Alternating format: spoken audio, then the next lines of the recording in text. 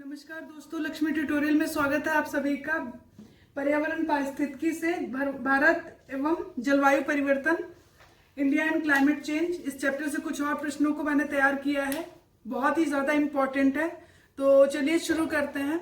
ये कुछ कथन दिए गए हैं और हमें बताना है कि राष्ट्रीय जलवायु परिवर्तन कार्य नीति ज्ञान मिशन के संदर्भ में ये कथन सही है या नहीं। राष्ट्रीय जलवायु परिवर्तन कार्य नीति ज्ञान मिशन, इसके संदर्भ में ये कथन है और हमें बताना है कौन से कथन सही हैं। तो पहला है, यह जलवायु परिवर्तन के विभिन्न पहलुओं में उच्च गुणवत्ता और अनुसंधान के लिए धन की व्यवस्था सुनिश्चित करेगा। दूसरा है, इसके अंतर्गत अनुसंधान में सहायता हेतु एक जलवायु विज्ञान अनुसंधान निधि का भी प्रावधान है। तीसरा है, जलवायु परिवर्तन की चुनौतियों और प्रतिक्रियाओं की पहचान करने हेतु रणनीतिक ज्ञान मिशन की परिकल्पना की गई है। और चौथा है कि यह विज्ञान एवं प्रौद्योगिकी मंत्रालय के अंतर्गत कार्य करेगा। ये सारे कथन है और किसके संदर्भ में है? राष्ट्रीय जलवायु परिवर्तन कार्यनीतिक ज्ञान मिशन। तो हमें बताना है कौन से कथन सही है। सभी कथन बिल्कुल सही है। राष्ट्रीय जलवायु परिवर्तन कार्यनीतिक ज्ञान मिशन जो है, ये जो है जलवायु परिवर्तन के जो पहलू होते हैं उसकी उच्च गुणवत्ता और उसके रिसर्च के लिए, उसके अनुसंधान के लिए धन की व्यवस्था सुनिश्चित करेगा। और ये जो उनके रिसर्च से रिलेटेड जो मतलब हेल्प होगी वो भी करेगा। और जलवायु विज्ञान अनुसंधान निधि का भी प्रावधान करेगा उसके लिए, उसकी सहायता के लिए, रिसर्च की सहायता के लिए, अनुसंधान की सहायता के लिए एक जलवायु विज्ञान अनुसंधान निधि का भी प्रावधान करेगा। और ये जलवायु परिवर्तन की जो चुनौतियां हैं, प्रतिक्रियाएं हैं, उनकी पहचान करने के लिए रणनीतिक ज्ञान मिशन की परिकल्पना भी एक की गई है इसके अंतर्गत। और किसके अंतर्गत ये कार्य करेगा? विज्ञान एवं प्रौद्योगिकी मंत्रालय। विज्ञान एवं प्रौद्योगिकी मंत्रालय, ये ध्यान रखिएगा, विज्ञान एवं प्रौद्योगिकी मंत्रालय के अंतर्गत कार्य करेगा ये। तो ये थे राष्ट्रीय जलवायु परिवर्तन कार्यनीतिक ज्ञान मिशन के संदर्भ में कथन, और ये सभी कथन बिल्कुल सही है। अगले प्रश्न पे आते हैं। इसमें भी कुछ कथन दिए गए हैं और हमें बताना है कि जलवायु परिवर्तन मूल्यांकन पर भारतीय तंत्र यानी INCCA के संदर्भ में कौन से कथन सत्य हैं। जलवायु परिवर्तन का जो मूल्यांकन हुआ है INCCA के, तो इसके संदर्भ में जो ये जलवायु परिवर्तन मूल्यांकन पर भारतीय तंत्र है उसके संदर्भ में कौन से कथन सही हैं। तो देखते हैं। पहला है, अक्टूबर 2009 में पर्यावरण, वन एवं जलवायु परिवर्तन मंत्रालय द्वारा INCCA को लाया गया। इसका उद्देश्य जलवायु परिवर्तन के क्रियान्वयन की राष्ट्रीय स्तर पर समझ एवं ज्ञान विकसित करना तथा अनुसंधान हेतु घरेलू अनुसंधान को प्रोत्साहन देना। इसका उद्देश्य क्या था कि जलवायु परिवर्तन के क्रियान्वयन के लिए क्या करना था? राष्ट्रीय स्तर पर एक समझ को और एक ज्ञान को विकसित करना और उसके रिसर्च के लिए घरेलू अनुसंधान को प्रोत्साहन देना, ये इसका उद्देश्य था। तीसरा है, विज्ञान आधारित 3M, मतलब 3M पर आधारित था। 3M क्या था? मेजरिंग, मॉनिटरिंग और मॉडलिंग। ये 3M पर ये आधारित था। और इसमें क्या था कि विज्ञान आधारित 3M पर आधारित नीति का निर्माण तथा भारत के जलवायु की क्षेत्रीय पैटर्न पर समझ विकसित करना कि किस प्रकार इसमें परिवर्तन हो रहा है, कि भारत के जो क्षेत्र हैं भिन्न भिन्न, उनको क्षेत्रीय पैटर्न पर समझ को विकसित करना और ये देखना कि वहां पर किस प्रकार से जो चेंजेस हो रहे हैं वो किस प्रकार के हैं। तो ये तीसरा कथन है। चौथा है, यह प्रत्येक 2 वर्ष पर जलवायु परिवर्तन मूल्यांकन तैयार करता है तथा जलवायु परिवर्तन संबंधित खतरे एवं संभावना के प्रबंधन हेतु क्षमता निर्माण भी करता है। तो ये सभी कथन थे और किसके संदर्भ में है? जलवायु परिवर्तन मूल्यांकन पर भारतीय तंत्र यानी INCCA के संदर्भ में कौन से कथन सत्य हैं? सभी कथन बिल्कुल सत्य हैं। बहुत इंपॉर्टेंट है, ध्यान रखिएगा। अक्टूबर 2009 में पर्यावरण, वन एवं जलवायु परिवर्तन मंत्रालय द्वारा ये लाया गया था INCCA, और इसका उद्देश्य बता ही दिया मैंने कि जलवायु परिवर्तन के क्रियान्वयन के लिए क्या करना? राष्ट्रीय स्तर पर समझ और ज्ञान विकसित करना और रिसर्च के लिए घरेलू अनुसंधान को प्रोत्साहन देना। विज्ञान आधारित 3M, तो ये पूछ सकता है कि 3M किसके अंतर्गत आता है। तो 3M यानी मेजरिंग, मॉनिटरिंग और मॉडलिंग, इस पर आधारित नीति किसके अंतर्गत थी? तो ये ध्यान रखिएगा, जलवायु परिवर्तन मूल्यांकन पर भारतीय तंत्र के संदर्भ में ये है 3M। तो और ये क्या करता है, ये प्रत्येक 2 वर्ष पर, ये ध्यान रखिएगा कि प्रत्येक 2 वर्ष पर जलवायु परिवर्तन मूल्यांकन तैयार करता है। और आपको ये भी ध्यान रखना चाहिए कि ये भारत के जो जलवायु के जो क्षेत्रीय पैटर्न पर ये समझ को विकसित करता है और किस तरीके से उसमें चेंजेस आ रहे हैं, ये भी बताता है ये। तो ये सभी इसके कार्य हैं और ये सभी बिल्कुल सही हैं, उपरोक्त सभी कथन बिल्कुल सही हैं। अगला है INCCA प्रथम मूल्यांकन के संदर्भ में। ये जो INCCA हमने पिछला प्रश्न किया था, तो ये जो INCCA है, इसके जो मूल्यांकन रिपोर्ट आई है, तो पहला जो मूल्यांकन हुआ था उसको देखते हैं कि उसके संदर्भ में कौन से कथन सही है। तो प्रथम मूल्यांकन के बारे में देखते हैं, ये कथन दिए गए हैं।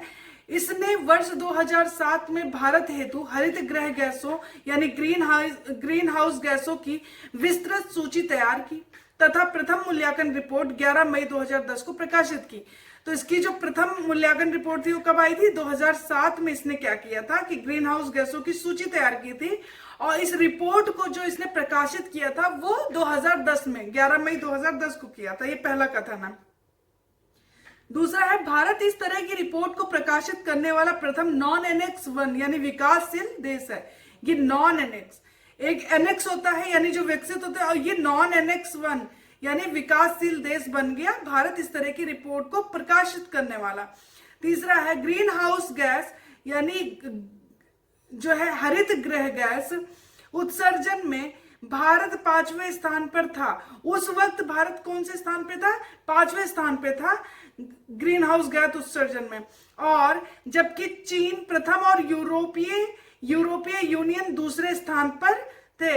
वर्ष 1994 यानी 1994 में 1994 से 2007 के बीच देश का उत्सर्जन 58% बढ़ा।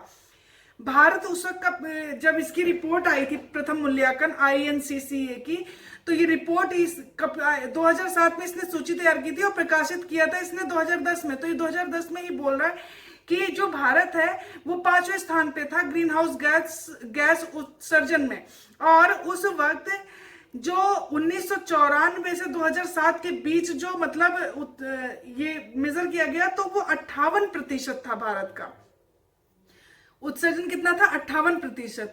तो इसको 1994 से 2007 के बीच में देश का उत्सर्जन 58% था, ये ध्यान रखिएगा। और उस वक्त भारत 5वें स्थान पर था जब इसने इसकी प्रथम मूल्यांकन रिपोर्ट आई थी, और प्रथम जो स्थान पे था वो चीन था और दूसरे पे कौन था? यूरोपीय यूनियन।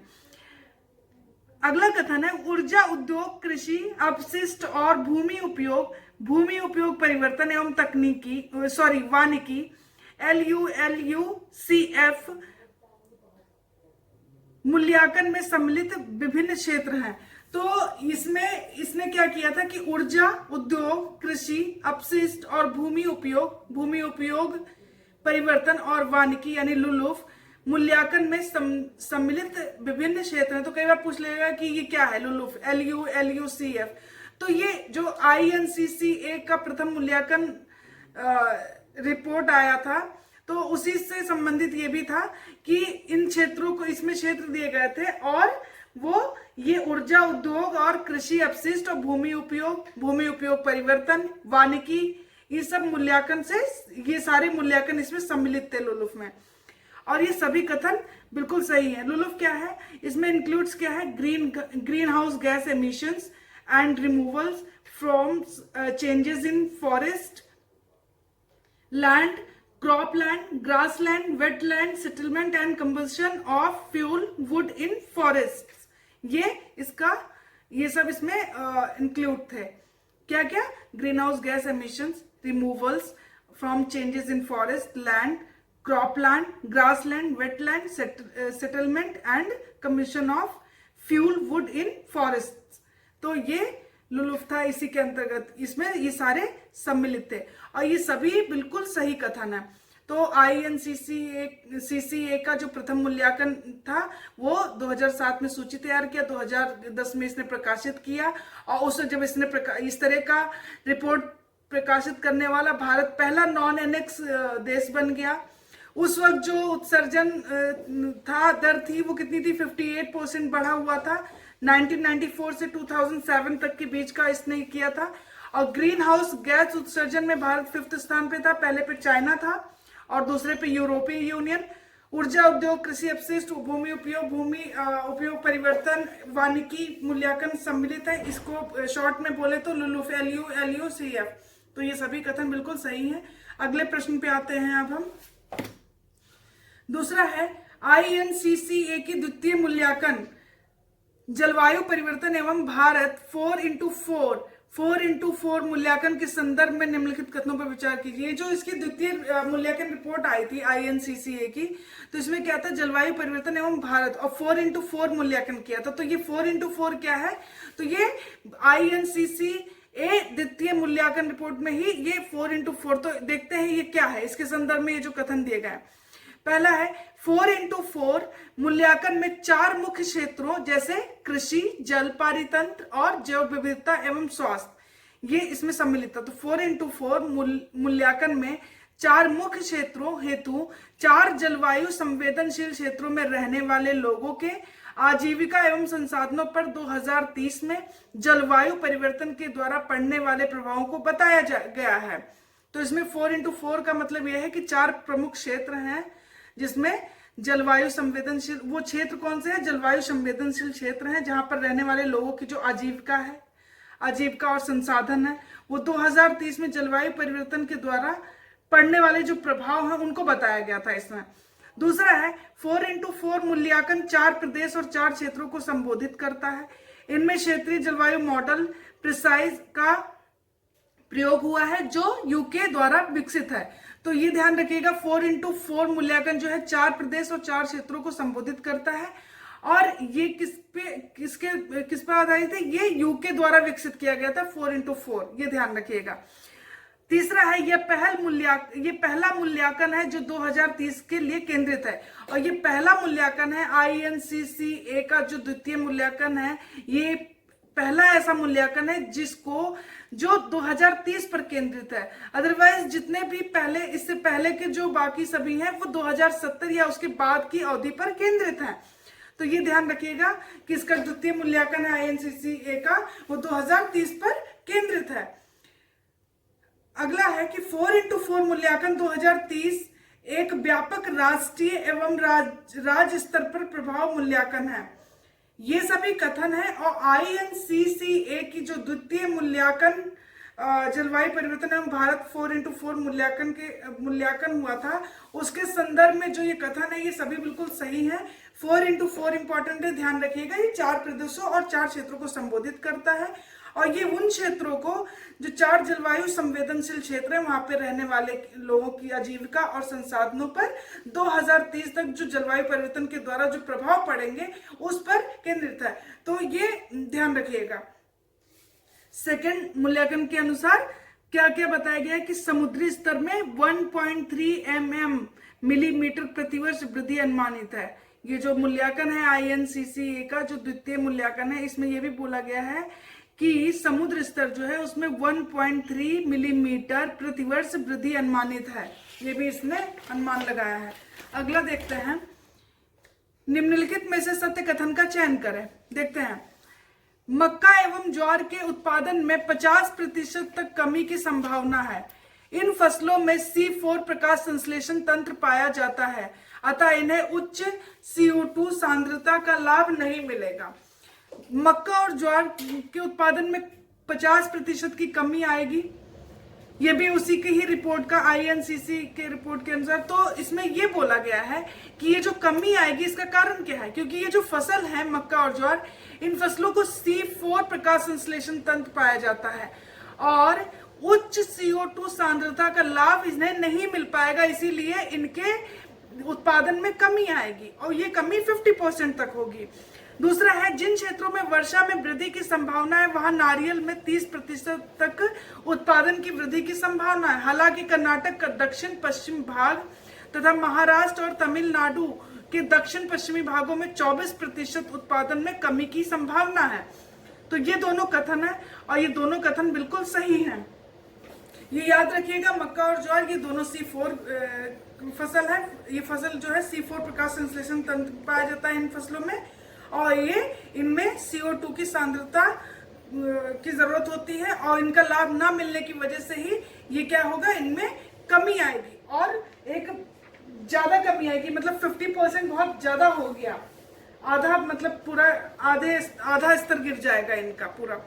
और जो ये नारियल है वहां पर जहाँ पे जिन क्षेत्रों में वर्षा में वृद्धि होगी वहां पर तो नारियल के उत्पादन में 30% तक वृद्धि है, लेकिन जहां पे नहीं होगी, जैसे कर्नाटक का दक्षिण पश्चिमी भाग, महाराष्ट्र, तमिलनाडु का दक्षिण पश्चिमी भाग, वहां पे 24% कमी की संभावना बताई गई है। ये दोनों कथन है और ये दोनों कथन बिल्कुल सही है। ये जलवायु परिवर्तन की लघु अवधि के अनुसार ये जो INCCA का जो द्वितीय मूल्यांकन है ना, उसके अनुसार ये बताया गया है। पहला तो ये बोला था इसने कि समुद्री स्तर में क्या है, वो तो मैंने जैसे बताया था कि 1.3 mm प्रतिवर्ष वृद्धि अनुमानित है, और कृषि पर प्रभाव मैंने बताई दिया, मक्का और ज्वार में क्या होगा, कमी आएगी 50% तक।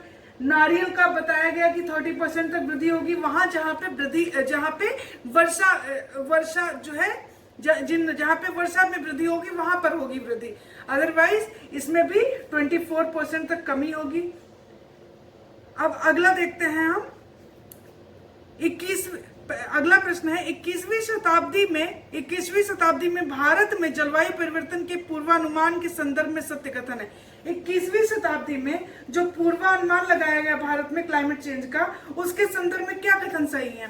पहला है IPCC के अनुसार वार्षिक औसतन सतही तापमान में 2.5 डिग्री सेल्सियस से 4 डिग्री सेल्सियस की 4 डिग्री सेल्सियस की वृद्धि भारत के उत्तरी क्षेत्र में अधिक गर्मी होगी।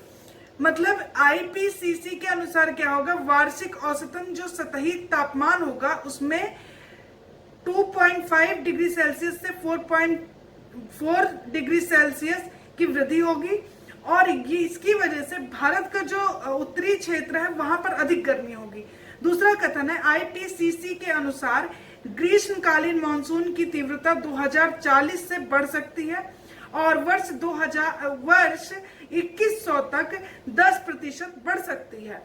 तीसरा है फाइन स्केल स्नो एल्विडो गर्म और ठंडी घटनाओं की अनुक्रिया को प्रभावित कर सकती है एवं चरम उष्ण घटनाओं में वृद्धि सतही नमी द्वारा बढ़ सकती है। ये कह रहा है कि फाइन स्केल स्नो एल्विडो जो है वो क्या करेगा, गर्म और ठंडी घटनाओं की अनुक्रिया को प्रभावित करेगा, और इससे क्या होगा, चरम उष्ण घटनाएं में वृद्धि होगी। उष्ण मतलब ह्यूमिड, तो इससे क्या होगा, जो सतही नमी है ना वो बढ़ जाएगी। और ये सभी बिल्कुल कथन सही है। 21वीं शताब्दी में जो भारत में जलवायु परिवर्तन का जो पूर्वानुमान लगाया गया है उसके संदर्भ में सभी कथन बिल्कुल सही है। अगला देखते हैं, ये कुछ कथन है और हमें बताना है कौन से सही है। वायु तापमान एवं आर्द्रता के सम्मिलित प्रभाव के कारण उत्पन्न तापीय तनाव को प्रदर्शित करने हेतु तापमान आर्द्रता इंडेक्स का उपयोग किया जाता है। ये कह रहा है कि वायु तापमान और आर्द्रता को सम्मिलित प्रभाव के कारण जो उत्पन्न तापीय तनाव होता है, टेम्परेचर और ह्यूमिडिटी उन दोनों के मिलने से और उसका जो प्रभाव होता है उसके कारण जो तापीय तनाव जो होता है उसको प्रदर्शित करने के लिए किसका यूज किया जाता है, तापमान आर्द्रता इंडेक्स का, टेम्परेचर ह्यूमिडिटी इंडेक्स का उपयोग किया जाता है।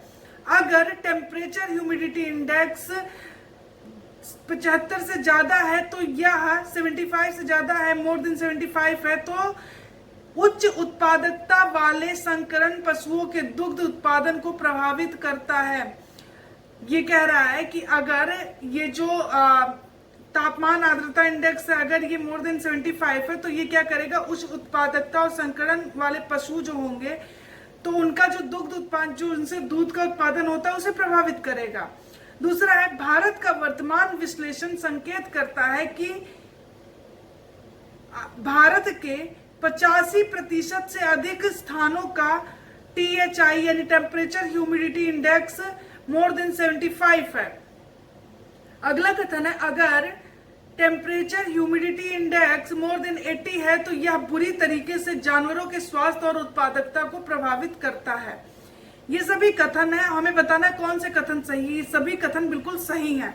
वायु, तापमान और आर्द्रता के सम्मिलित प्रभाव के कारण जो उत्पन्न तापीय तनाव होता है उसी को प्रदर्शित करने के लिए तापमान आर्द्रता इंडेक्स, टेम्परेचर ह्यूमिडिटी इंडेक्स का यूज किया जाता है। और इसको जो यूज किया जाता है तो उसके अकॉर्डिंग जो बताया गया है कि मोर देन 75 जहाँ पे है ये THI, तो वहां पे जो ये दुधारू पशु होते हैं उनकी उत्पादकता में वृद्धि जो है कमी होगी, खतरा हो सकता है।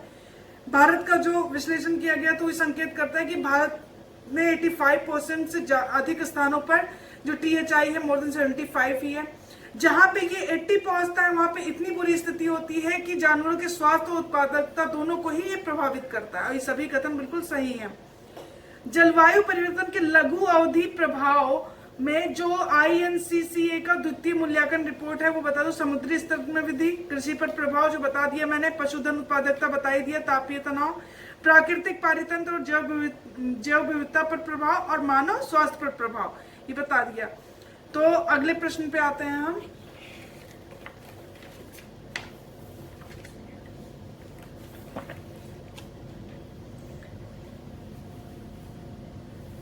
अगला है दीर्घ विधि में जलवायु परिवर्तन के संभावित प्रभाव में शामिल है। एक तो वो था जो कि लघु अवधि के लिए था। अब हम देखते हैं कि ये दीर्घ अवधि के लिए हम देखते हैं कि जलवायु परिवर्तन में संभावित जो प्रभाव हैं वो कौन कौन से हैं।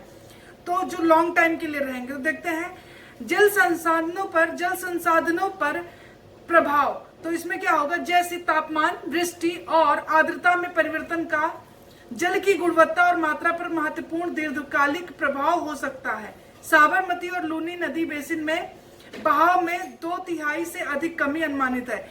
जो जल संसाधनों पर प्रभाव होगा, जो वाटर रिसोर्सेज पर प्रभाव होगा वो क्या होगा, टेम्परेचर, और जो सूखा होगा और जो ये नमी होगी, आर्द्रता, उसमें परिवर्तन जब होगा तो क्या होगा, जल की जो गुणवत्ता होगी, उसकी मात्रा होगी, उस पर लॉन्ग टाइम तक प्रभाव पड़ेगा, दीर्घावधिक प्रभाव पड़ेगा। और इससे क्या होगा, जो साबरमती और लूनी नदी बेसिन है उसके बहाव में 2/3 से अधिक कमी अनुमानित है। दूसरा है कृषि और खाद्यान्न उत्पादन पर प्रभाव। तो इसमें क्या होगा, तापमान में प्रति 1 डिग्री सेल्सियस की वृद्धि से गेहूं के उत्पादन में 4 से 5 मिलियन टन की कमी तथा फल, सब्जियां, चाय, कॉफी, औषधीय पौधे और बासमती चावल की मात्रा पर उल्लेखनीय प्रभाव पड़ सकता है। ये दूसरा है, ये दीर्घावधि में जलवायु परिवर्तन से जो संभावित प्रभाव है, पहला तो मैंने वाटर रिसोर्सेज बता दिया, दूसरा कृषि और खाद्यान्न पर, और तीसरा है जलवायु परिवर्तन महत्वपूर्ण रोगवाहक प्रजातियों के वितरण को प्रभावित करेगा, जिससे बीमारियों का नए क्षेत्रों में प्रभाव से स्वास्थ्य पर प्रभाव पड़ेगा। तो तीसरा क्या होगा कि जलवायु परिवर्तन से क्या होगा, जो रोगवाहक प्रजातियां हैं उनका जो वितरण को प्रभावित करेगा, और इससे क्या होगा, जो बीमारियां हैं वो नए क्षेत्रों में भी उसका प्रभाव होगा। इससे क्या होगा कि इससे स्वास्थ्य पर बहुत गहरा प्रभाव पड़ेगा। अगला है वन उत्पादों में परिवर्तन और उत्पादों में आजीविका संबंधी परिवर्तन के साथ देश में 68 से 77% वन क्षेत्रों का वनों के दूसरे प्रकार के परिवर्तन हो सकता है। वन क्षेत्रों का वनों के दूसरे प्रकार में परिवर्तन हो सकता है। तो तीसरा, ये चौथा मैंने बताया कि जो वनों पर इसका प्रभाव पड़ेगा। और ये सभी जो लॉन्ग टाइम के लिए जो क्लाइमेट चेंज होगा उससे जो प्रभाव पड़ेगा, ये वाटर रिसोर्सेज बता दिया कि लूनी और साबरमती जो बेसिन है उसमें 2/3 तक अधिक कमी अनुमानित हो गई है। कृषि और खाद्यान्न पे उत्पादन में कमी होगी तो इससे कुपोषण बढ़ेगा, क्योंकि खाद्यान्न उत्पादन नहीं होगा, कृषि नहीं हो पाएगी। और तीसरा था जलवायु परिवर्तन में रोगवाहक, तो जब रोग फैलेगा तो क्या होगा, इससे सबका जो है क्या होगा, स्वास्थ्य पर प्रभाव पड़ेगा।